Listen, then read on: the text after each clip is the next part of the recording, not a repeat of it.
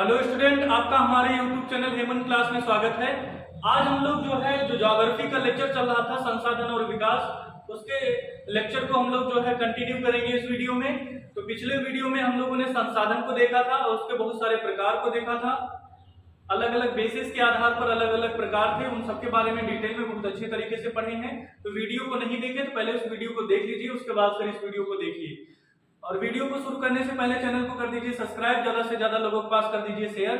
तो इस वीडियो में हम लोग संसाधन से जुड़ी बातों को करेंगे। इस संसाधन के विकास से क्या क्या नुकसान है, क्या क्या फायदे हैं और किस तरीके से संसाधन का हम सदुपयोग कर सकते हैं, इनके बारे में डिटेल में पढ़ेंगे। तो वीडियो को शुरू करते हैं। अब देखिए संसाधनों के विकास, संसाधन का विकास इसके क्या क्या मायने हैं। देखिए मानव ने संसाधन का बहुत अंधाधुंध रूप में उपयोग किया है। कहने का मतलब मनुष्य वो संसाधन का ज्यादा से ज्यादा उपयोग करता जा रहा है, बहुत ज्यादा मात्रा में वो उपयोग कर रहा है, जिससे बहुत सारी समस्याएं पैदा हो रही हैं, बहुत सारी समस्याएं जिससे उत्पन्न हो रही हैं। तो अब देखिए कैसे समस्या उत्पन्न हो रही है, तो इसको हम समझते हैं। देखिए कुछ व्यक्तियों के लालच से संसाधन का ह्रास हुआ है।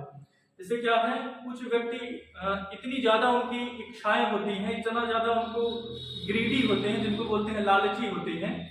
तो क्या करते हैं, जैसे उनके पास जितना भी जरूरतें हैं वो तो पूरा हो जाती हैं। देखिए जरूरत तो पूरा किया जा सकता है लेकिन इच्छा कभी नहीं पूरी की जा सकती है। लेकिन वो लगातार लालच के चलते क्या क्या रहता है, जितने भी वन संसाधन रहते हैं या फिर कुछ ऐसे इंस्ट्रूमेंट जो कि यूजफुल होते हैं, उनको क्या करते रहते हैं, जो कि पर्यावरण के लिए बहुत ज्यादा उपयोगी होते हैं, उनको नष्ट करते रहते हैं, जिससे झूमिंग कृषि करेंगे। अब झूमिंग कृषि क्या होती है, देखिए कहीं पर वो वन रहेगा तो उसको पहले साफ करेंगे, तो ये कहीं ना कहीं वन का ह्रास हुआ।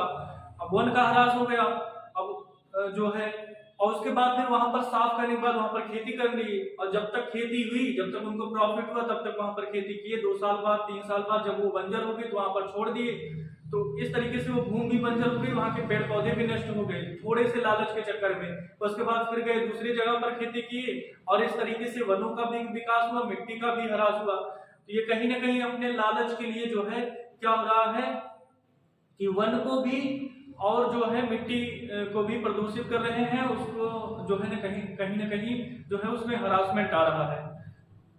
तो कुछ व्यक्तियों ने लालच के चलते संसाधनों का ह्रास किया। दूसरा देखते हैं, कुछ लोगों को संसाधन मिले कुछ को नहीं, जिससे समाज गरीब और अमीर में बट गया। कहने का मतलब जिनके पास संसाधन हो गए और जिनके पास संसाधन नहीं हुए, और जिनके पास संसाधन हो गए वो क्या हो गया, अमीर हो गया, और जिसके पास संसाधन नहीं था वो गरीब हो गए। तो इस प्रकार संसाधन ने व्यक्ति को 2 रूप में कैटेगराइज कर दिया, अमीर और गरीब। तो संसाधन कहीं ना कहीं लोगों में असमानता लेकर आया, असमानता जिसको बोलते हैं, गरीब और अमीर में बंटवारा कर दिया। जिनके पास संसाधन था वो अमीर हो गए, जिनके पास संसाधन नहीं था वो गरीब हो गए।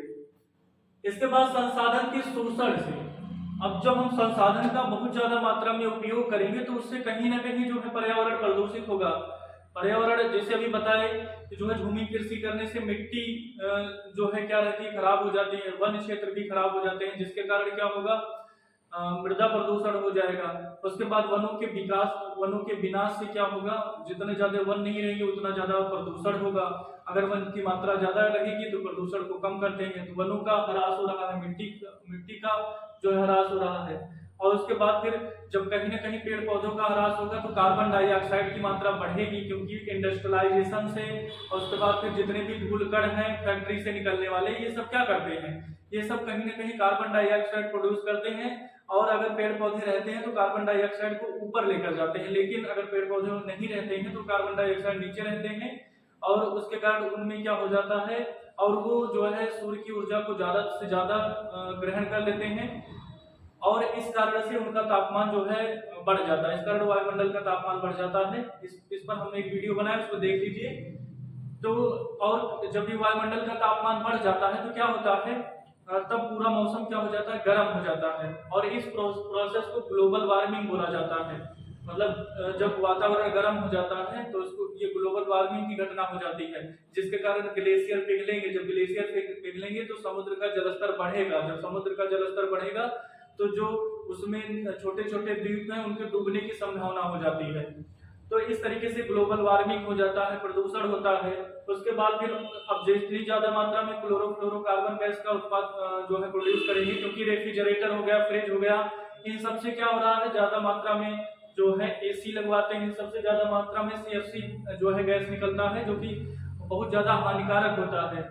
और इसके कारण ओजोन परत में छेद देखा गया है। ओजोन परत जो है की मोटाई जो है कम होती जा रही है। इसके कारण जब ओजोन परत में जो है मोटाई कम होगी, ओजोन परत का काम क्या होता है, सूर्य से आने वाली पराबैंगनी किरणों को रोकता है। अगर वो सूर्य से आने वाली पराबैंगनी किरणों को नहीं रोकेगा तो क्या हो जाएगा, वो किरणें सीधी आ जाएंगी और हमें स्किन कैंसर जैसे जो है रोगों का सामना करना पड़ सकता है। तो जो है हमें संसाधनों का अच्छे तरीके से उपयोग करना चाहिए।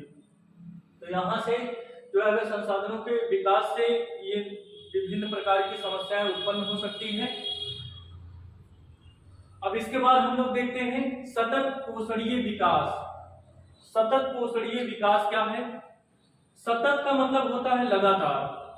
पोषणीय विकास मतलब बोल सकते हैं एक गुणात्मक रूप में विकास होता रहे, इसको बोलते हैं सतत पोषणीय विकास। जैसे विकास जो है डेवलपमेंट हो, संसाधन का डेवलपमेंट हो, लेकिन उससे क्या हो, उससे पर्यावरण का प्रदूषण ना हो। मतलब संसाधनों का इस तरीके से उपयोग करें कि उसके कारण पर्यावरण प्रदूषण ना हो, और उसके बाद फिर जितने भी संसाधन हैं उनका हम इस तरीके से उपयोग करें कि वो आने वाली पीढ़ियों के लिए भी सुरक्षित रह सके। तो ऐसे अगर इस तरीके से हम विकास करते हैं तो इस तरीके के विकास को बोला जाता है सतत पोषणीय विकास। दो बात ध्यान रखना है कि जितने भी संसाधन हैं उनका उपयोग करें और जिसके कारण पर्यावरण में प्रदूषण ना हो, और जितने भी संसाधन रहे उनका उपयोग करें इस तरीके से करें कि वो भविष्य में आने वाली पीढ़ियों के लिए भी श्योर रहें। तो इसको बोला जाता है सतत पोषणीय विकास। अगर लिखने के लिए आएगा तो इतना पॉइंट लिखेंगे। तो विकास पर्यावरण को बिना नुकसान पहुंचाए हो, आने वाली पीढ़ियों को भी संसाधन मिल सके, तो इस तरीके के विकास को बोला जाता है सतत पोषणीय विकास। इसके बाद फिर हम लोग देख लेते हैं एक इंपॉर्टेंट सम्मेलन हुआ है, रियो सम्मेलन, जिसको पृथ्वी सम्मेलन भी बोला जाता है।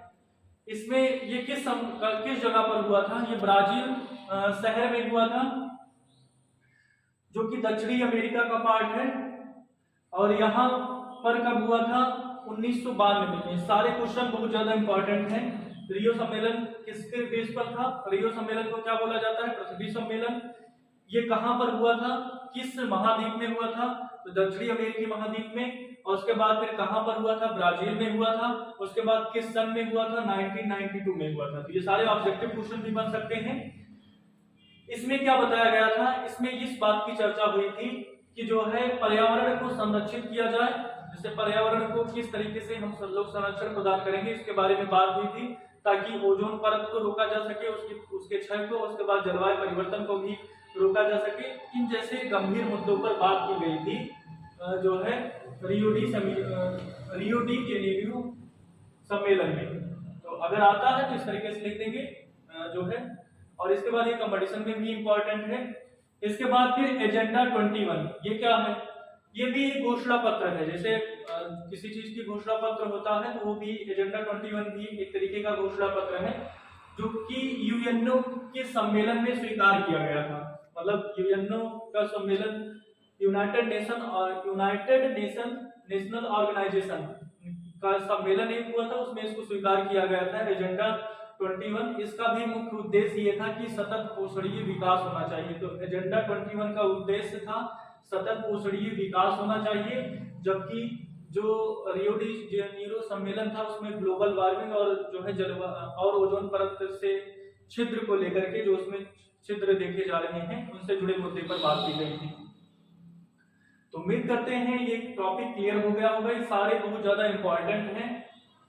इसके बाद संसाधन को हम किस तरीके से नियोजित कर सकते हैं, इनको किस तरीके से हम लोग जो है नियोजित कर सकते हैं, इनके बारे में देखते हैं। तो पहले हमें पहले जो है जैसे किसी संसाधन को हमें नियोजित करना तो पहले पहचान करनी होगी कि वो किस तरीके का संसाधन है, नवीकरणीय है, अनवीकरणीय है, इस तरीके से कि उनका दोबारा उत्पन्न किया जा सकता, नहीं उत्पन्न किया जा सकता। तो पहले हमें इसकी लिस्ट तैयार कर लेनी चाहिए कि कौन से किसको किसको दोबारा बनाया जा सकता है, किसको दोबारा नहीं बनाया जा सकता। और जिसको दोबारा नहीं बनाया जा सकता है उसका कुछ नियम बना करके पालन किया जाए, ताकि आने वाली पीढ़ियों के लिए भी नियोजित हो सके। और जो है मैप में ये लोकेशन देखी जाए कि जो है वो जितने भी संसाधन हैं वो कहाँ पर हैं। जैसे जितने भी संसाधन, जैसे पवन ऊर्जा कहाँ पर ज्यादा मिल सकता है, सौर ऊर्जा ज्यादा कहाँ, कोयला ज्यादा कहाँ मिल सकता है, जितने भी खनिज संसाधन है वो कहाँ कहाँ पर मिलेंगे, पहले उनकी कैटेगराइज करना, उसके बाद फिर उनको नियोजित करना, वो रिन्यूएबल है कि नहीं। इससे संसाधन को जो है बचाने में सिक्योरिटी मिलेगी। इसके बाद जितने भी संसाधन हैं, जैसे संसाधन हमारे कोई भी काम के नहीं है, अगर हमारे पास टेक्नोलॉजी नहीं है तो जो भी संसाधन है, जैसे पता चल गया हमें वहाँ कोयला है हमारे वहाँ, मतलब किसी क्षेत्र में, तो जो है हमें इस तरीके की टेक्नोलॉजी लेकर आना चाहिए कि हम उस कोयले को निकाल सकें। अगर नहीं टेक्नोलॉजी विकसित करेंगे तो वो कोयला को किसी भी काम का नहीं होगा। तो टेक्नोलॉजी का विकास नहीं करना चाहिए। और उसके बाद फिर संसाधन विकास और जो है राष्ट्रीय विकास में सामंजस्य होना चाहिए। मतलब ऐसा नहीं होना चाहिए कि संसाधन का विकास तो होता जाए, मतलब संसाधन कोयला जितने भी संसाधन है इनका बहुत अच्छे तरीके से विकास हो, किंतु देश का विकास ना हो। देश का विकास में जितनी मात्रा में संसाधन उत्पन्न हो कहीं पर उसको विदेश में भेज दिया जाए और उसके बाद राष्ट्र स्तर पर कोई भी काम ना हो, तो ऐसा नहीं होना चाहिए। इस बात का ध्यान रखना चाहिए कि अगर राष्ट्र के विकास के साथ साथ संसाधन का विकास हो, या फिर संसाधन के विकास के साथ साथ देश का भी विकास हो, इस तरीके का सामंजस्य बना करके चलना चाहिए। इसके बाद फिर देख सकते हैं कि जो औपनिवेशिक विकास होता है वो भी कहीं ना कहीं संसाधन पर डिपेंड करता है। जैसे अंग्रेज लोगों ने भारत को लूटा, या फिर बहुत सारे लोगों ने भारत को लूटा, क्योंकि भारत पहले सोने की चिड़िया कहा जाता था।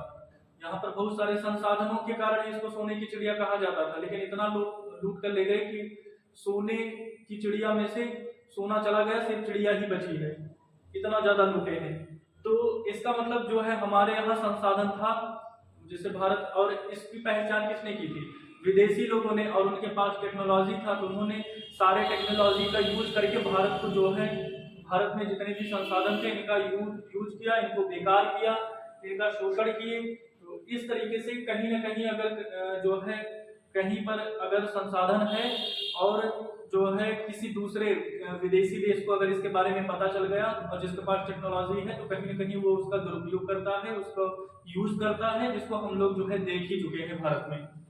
तो ये कहीं ना कहीं इससे विदेशी आक्रमण होने की संभावना रहती है। जिससे हम कमजोर हैं, हमारे पास संसाधन है, तो विदेशी लोग हम पर आक्रमण करके हमें पहले पराजित करेंगे, उसके बाद हमारे ही संसाधनों का दुरुपयोग करेंगे। तो कहीं ना कहीं जितने भी संसाधन होते हैं वो आक्रमणकारी रहते हैं। कहने का मतलब उनसे भय बना रहता है कि कहीं ना कहीं कोई विकसित देश हमारे ऊपर आक्रमण न कर दे।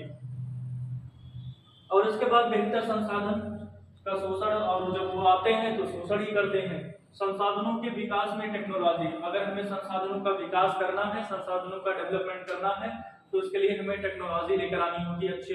जितनी अच्छी टेक्नोलॉजी होगी उतना ज्यादा जो है संसाधन का विकास होगा। इसके बाद हम लोग देखते हैं संसाधनों के विकास का संरक्षण करना जरूरी क्यों है।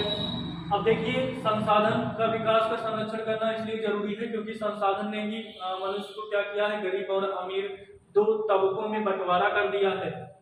इसको दूर करने के लिए, मतलब इस तरीके का गरीब और अमीर के बीच में इतना बड़ा गैप ना हो संसाधन को लेकर के, तो इसके लिए हमें इसका संरक्षण करना जरूरी है। दूसरा, जो जलवायु प्रदूषण हो रहा है, ग्लोबल वार्मिंग हो रही है, पर्यावरण प्रदूषण हो रहा है, ये सारी समस्याएं पैदा हो रही हैं। तो कहीं ना कहीं हमें जितने भी संसाधन है उनका विकास करने के साथ साथ, नियोजित करने के साथ साथ उनका संरक्षण भी करना चाहिए कि जो है किस तरीके से हम उनको संरक्षित कर सकते हैं। अब इसमें संसाधन के अंतर्गत जो है बहुत सारे संसाधन आते हैं, जैसे भू संसाधन हो गया। तो भूमि पर जैसे हम लोग रहते हैं, मानव जीवन भूमि पर ही संभव है, भूमि पर वो रहते हैं और कहीं ना कहीं उनकी आर्थिक गतिविधियां, सामाजिक गतिविधियां और राजनीतिक गतिविधियां उसी भूमि पर ही होती हैं। तो भूमि भी एक तरीके का क्या हो जाएगा, संसाधन होता है। जितने भी पेड़ पौधे का जीवन होता है वो भी भूमि पर होता है। मानव जीवन, जितने भी परिवहन होते हैं जो भी चलते हैं, और कृषि जो होती है ये सब भूमि पर होता है। तो भूमि एक तरीके का क्या है, संसाधन है, तो भूमि का हमें संरक्षण करना अति जरूरी है। तो ये कुछ संसाधन को लेकर के पॉइंट्स हो गए, इन पॉइंट्स को ध्यान रखिएगा। नेक्स्ट वीडियो में हम लोग जो है मिट्टी के बारे में पढ़ेंगे, क्योंकि भूमि अभी पढ़े भू संसाधन है एक तरीके से, तो भूमि एक संसाधन है। तो नेक्स्ट वीडियो में हम ये देखेंगे कि जो है भूमि को कैसे, भूमि का क्षरण हो रहा है और भूमि के कितने कितने प्रकार हो सकते हैं। उसके बाद भूमि में ही मिट्टी आता है, तो मिट्टी के अलग अलग प्रकार को जो है नेक्स्ट वीडियो में देखेंगे और ये चैप्टर 3 पार्ट में खत्म हो जाएगा। तो इस वीडियो को यहीं पर जो है खत्म करते हैं। तो वीडियो को आप लोग अच्छे तरीके से 1 से 2 बार देख लीजिए और उसके बाद जितने भी पार्ट आते हैं कंटिन्यू जुड़े रहिए, ज़्यादा से ज़्यादा लोगों के पास शेयर कर दीजिए, चैनल को सब्सक्राइब कर लीजिए। इस वीडियो को यहीं पर समाप्त करते हैं। वीडियो देखने के लिए आपका बहुत बहुत धन्यवाद।